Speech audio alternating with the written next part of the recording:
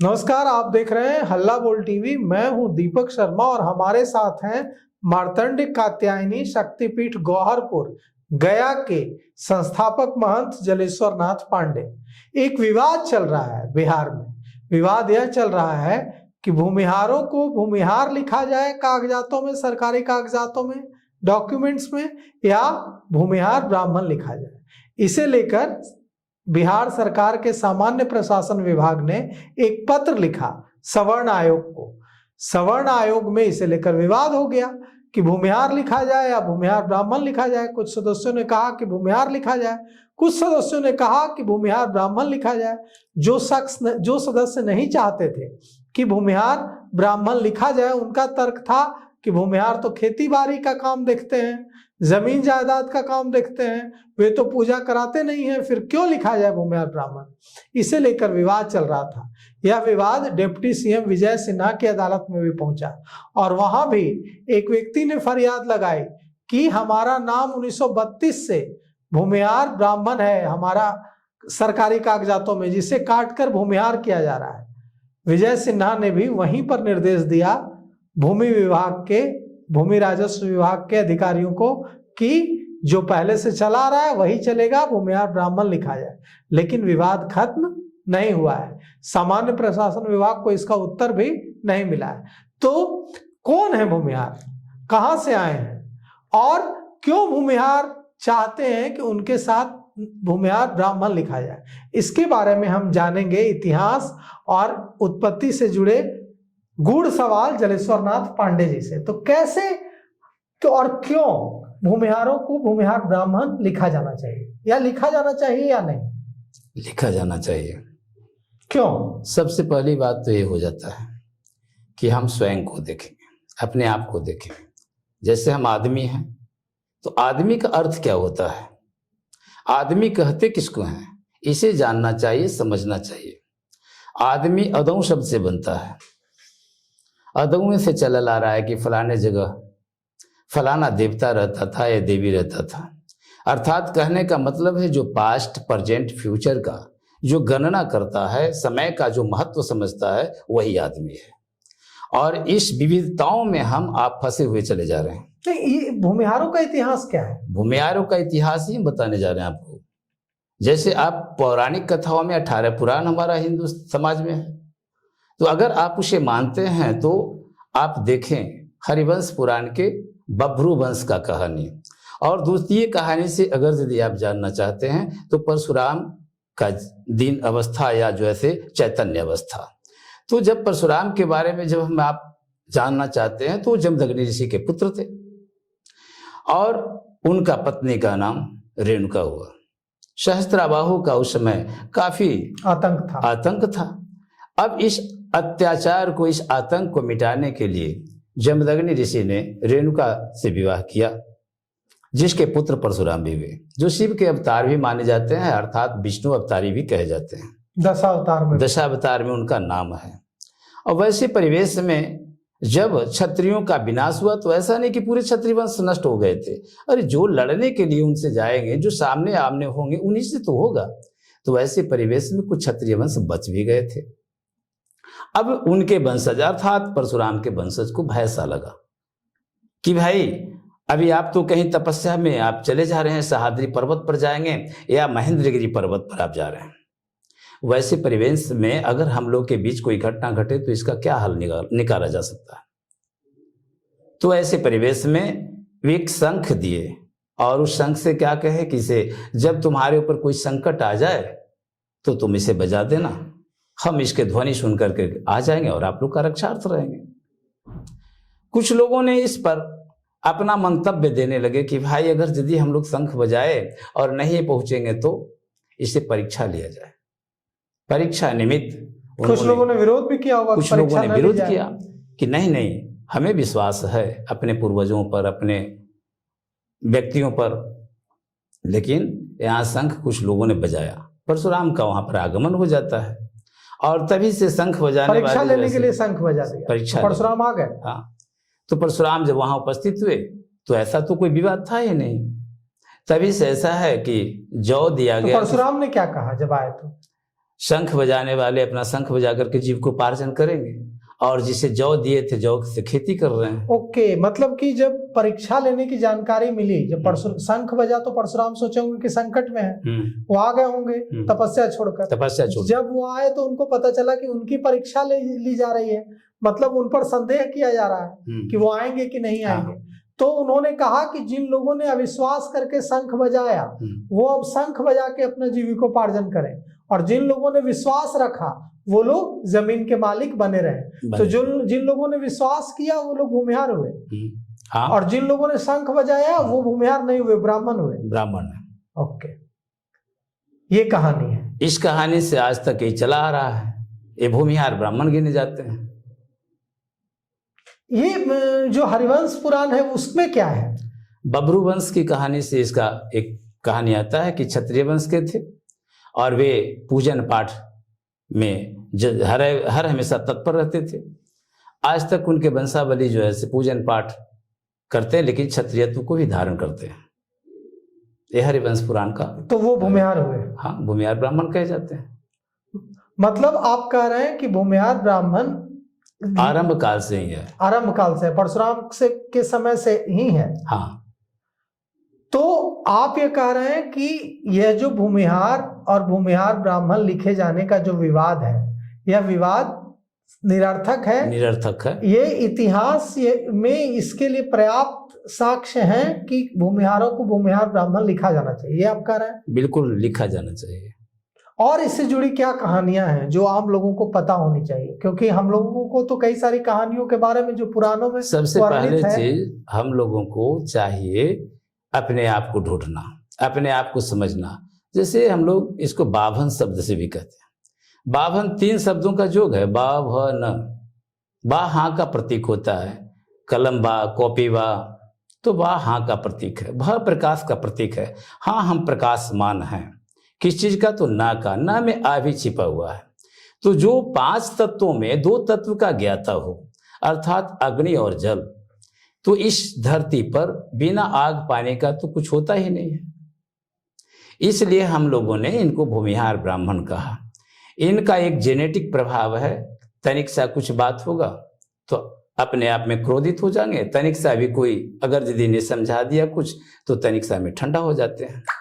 इसलिए कहीं का ऐसा देखने को मिल जाता है कि अपने ही समाज में अपने ही लोग लड़ भी जाते हैं और फिर मिल भी जाते हैं। तो यह भूमिहार समाज का जेनेटिक प्रभाव है, अर्थात 2 तत्व का ज्ञाता, वह अग्नि और जल। ब्राह्मणों में कहा गया है कि ब्रह्म जानेति ब्राह्मण, जो 5 तत्व के बारे में जानकार हो वह ब्राह्मण है। तो इसलिए 5 तत्व के ज्ञाता होने के कारण ये सदैव पूजनीय रहा है और रहेगा। क्योंकि हमारा गीता और रामायण को अगर यदि आप देखते हैं तो न कोई आपका ऋषि महर्षि एकता तो कभी बनाए नहीं थे। ऐसा नहीं कि गौतम ऋषि बना लिए थे, ऐसा नहीं कि भृगु ऋषि बना लिए, परशुराम बनाए हों। जब जैसा समस्या आया वैसा समस्याओं का समाधान ही निकालते गया। पशु पक्षियों में सदैव देखा जाता है। देखिए, एक आज बयान आया है, पूर्णिया के सांसद हैं पप्पू यादव, उनका उन्होंने कहा है कि भूमिहार, राजपूत, यादव, कुर्मी, कुशवाहा, ये जो जितनी जातियां हैं, इन सभी जातियों को अपने बेटे बेटियों का विवाह दलितों के बेटे बेटियों से करना चाहिए। इससे हमारा समाज एक ऐसा समाज बनेगा जिसमें सब बराबर होंगे और समाज से जाति पाति का बंधन खत्म होगा। इस पर आप क्या सोचते हैं? जिस धरती पर हम बैठे हुए हैं, क्या इस धरती को अपमान करना चाहिए? हमारा शास्त्र बताता है प्रत्यक्षम किम प्रमाणम, प्रत्यक्ष के लिए प्रमाण की आवश्यकता नहीं होती है। अब यह धरती है, यह किसे नहीं दिखाई दे रहा है। जब हम इसमें आम का बीज बोते हैं तो कहीं कटहल उपज जाता है, कटहल का बीज बोएंगे तो नींबू उपज जाएगा। ये धरती है तब हमें बीजों की पहचान होती है। ये धरती बीजों की संरक्षण करती है और इस धरती से हमें यह भान होता है, एहसास होता है कि धान है, गेहूं है, मक्का है, ज्वार है। तो ये धरती हम लोगों को सदैव बताते रहती है कि ये बीज का प्रभाव। अब बातें आ जाती है कि ये धरती स्त्रीलिंग तत्व है, तो हमारा हिंदू समाज में कुमारी कन्याओं का मान आदर किया जाता है, पूजा किया जाता है। क्योंकि वह कुमारी कन्या क्या हम सबों को शिक्षा दे रही है, क्या बताती है, आदमी और जानवर में क्या फर्क बताती है। मैन इज सोशल एनिमल या मैन इज सोशल मैन की बातों को व्याख्यायित करती है। कैसे करती है? किसी का बेटी हो, अगर यदि पिता पुत्री में शारीरिक संबंध हो, भाई बहन में हो, तो बताइए आदमी और जानवर में कोई फर्क रह जाएगा क्या? अब ये धरती नहीं बोलने वाली है, तब तो अपने बीजों की संरक्षण करती है। हम आप बोलने वाले हैं, तो जो अपना बीज को खो दिया, अपने अस्तित्व को खो दिया, अपना कुल और गोत्र को भूल गया, तो फिर तो पशु की श्रेणी में ही हो सकता है, आदमी की श्रेणी में, मानव की श्रेणी में तो नहीं माना जा सकता है। तो ये जो अभी जो विवाद चल रहा है, इसका आपने यह उत्तर दिया है कि भूमिहारों को भूमिहार ब्राह्मण लिखा जाना चाहिए। हाँ, सदैव अस्तित्व वहन करना चाहिए लोगों को। जैसे हम आदमी हैं तो आदमियत होनी चाहिए। मानव में मानवता अगर नहीं रहा तो फिर वर्णाश्रम भंग होती है। वर्ण संकर की कहानी में विश्व जो है वह बिल्कुल जैसे अपने आप में ध्वस्त स्थिति को प्राप्त करने के सिवाय कुछ नहीं रह जाता है। अभी आपके बारे में मुझे पता चला कि आप समुद्र पूजन करने के लिए जा रहे हैं। ये समुद्र पूजन क्या है, क्यों करने जा रहे हैं, क्या जरूरत है इसकी? समुद्र पूजन करने का मुख्य कारण यही हो जाता है कि समुद्र का जल पूरे विश्व में है, और अभी पूरे विश्व जो है धर्मांतरण, धर्म विक्षेद, विश्वद्रोहिता की भावनाओं में उन्मत्त है।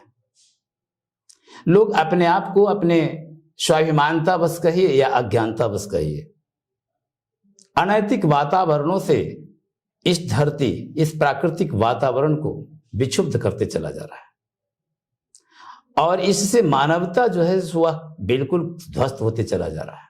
हर जगह पर पशुवाद की नीति देखने को मिल जा रहा है। वैसे परिवेश में राम ने भी जब लंका का विध्वंस करने का कहानी हुआ था तो समुद्र पूजन किए थे। अब यहां पर एक मंदिर का हमने निर्माण किया जिसका नाम रखा गया है कलिमर्दन श्री वेंकटेश मंदिर। यह कलिकाल की बात है, अकेलापन जैसा लगता है। चारों तरफ जो ऐसे अज्ञानता से भरे हुए मानव जो है अपने आप में जो है बिल्कुल बर्बादी की ओर बढ़ते चला जा रहा है। वैसे हालात में सामाजिक नैतिक उत्थान को बढ़ाने हेतु समुद्र पूजन करना हमें अति आवश्यक विषय बना। कहाँ जाएंगे समुद्र पूजन करने? जगन्नाथपुरी। जगन्नाथपुरी, क्योंकि वहां हम मानते हैं, लोग माने या ना माने, कि वह विश्व धाम है। वह कब जाएंगे, कितने तारीख को? 23 तारीख को हम लोग को अपने स्थल से, अर्थात जो है कात्यायनी शक्तिपीठ से 23 जनवरी 23 जनवरी हाँ चलना है। गया से आप लोग कूच करेंगे? हाँ, अपने निजी वाहन से, बस से जाना है। और दूसरी बात है कि कितने 25 लोग जाएंगे? एक करीब 100 के संख्या में होंगे। 100 की संख्या में जाएंगे। गया से निकलेंगे और जगन्नाथपुरी धाम पहुंचना है। वहां जाकर समुद्र पूजन करें। समुद्र पूजन करना है। क्या संदेश है इस समुद्र पूजन का? समुद्र पूजन का संदेश बस इतना ही है कि नैतिकता जो है से हमारा विश्व धरा पर उत्पन्न हो। नैतिकता समाज कल्याण की बात है। नैतिक वातावरणों में जो ऐसे समाज का उत्थान हो। हम अभी देख रहे हैं कि 80% लोग नैतिकता में रहना चाहता है, लेकिन 20% ऐसे हैं जो अपने भ्रष्ट विचारक कहानियों से नैतिकता का अच्छा, आपने जो ये कल्कि का जो कॉन्सेप्ट है कि कल्कि अवतार होगा कलयुग में, ये क्या है और कब आएंगे कल्कि? कल्कि अवतार है क्या? एक सोपान, एक रहस्य। हर बिंदुओं पर अगर देखा जाए तो सभी सोपानित होता है। जब राम का इस धरती पर आगमन हुआ तो कोई नहीं जानता था कि यही पार ब्रह्म परमेश्वर का अवतार है। जब सारा कहानी पूर्ण हो गया तब लोगों का विचारधारा हुआ कि यह राम पुरुषोत्तम मर्यादा भगवान ही है। उसी प्रकार से कृष्णावतार, उसी प्रकार से आपका परशुराम अवतार सभी चलते आ रहे हैं। तो यह कल की अवतार भी एक सोपानित कहानी है, एक गाथा है। अब इसमें आध्यात्मिक प्रक्रिया जो है देखी जा रही है। आध्यात्मिकता क्या है? जैसे हम इस बिहार के ही हैं, लेकिन दिल्ली रहते थे, और जब दिल्ली रह रहे थे तो हम एक शब्द को सुने जो ब्राह्मण विरोधी शब्द हमारा बिहार के भूखंड से ज्वलंत इतिहास को लिख रहा था। जानो तोड़ो, पाड़े छोड़ो, पोथी पतरा जला दो। तो यह जो है से विग्रह तंत्र का भाषा सुनने को मिला। उस समय अनेक प्रकार के दलगत नीतियों में चल रहे थे और वह नरपैशाचिक कहानी में थे। लोगों के हाथों में हथियार हुआ करता था, मानो कि एक रणभेरी सजा हुआ था। वैसे हालात में हमने अनावाद धरती इस गौहरपुर को चुना और इस पर एक सनातनी बीज आद्य कात्यायनी शक्तिपीठ का बीज वपन किया। 14 अगस्त 2005 को उग्रवादियों ने, नक्सलियों ने हमारे यहाँ भी अपना धूमधाम मचाने का काम किया रात्रि काल में, और उसका नतीजा ऐसा हुआ कि जब समस्याएं आती है तभी समाधान ढूंढा जाता है। जब तक समस्याएं हमारे पास चल कर नहीं आएगी तो हम समाधान क्यों ढूंढें?